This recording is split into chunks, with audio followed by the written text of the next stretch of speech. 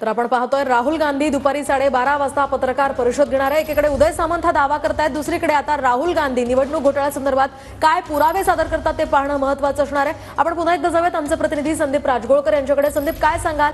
सुप्रिया सुळे, संजय राऊत आणि राहुल गांधी हे पत्रकार परिषद घेणार आहे, काय त्या संदर्भातली माहिती मिळू शकली आहे?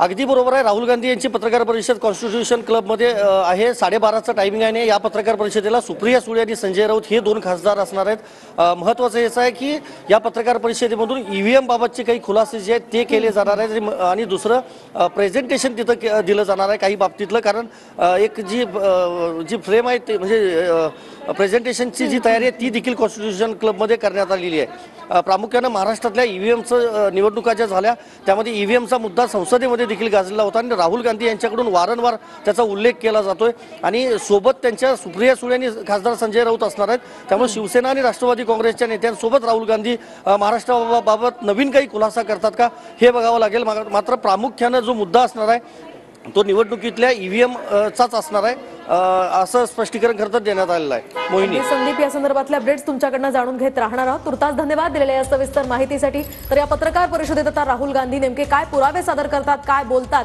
हे पाहणं अतिशय महत्त्वाचं आहे।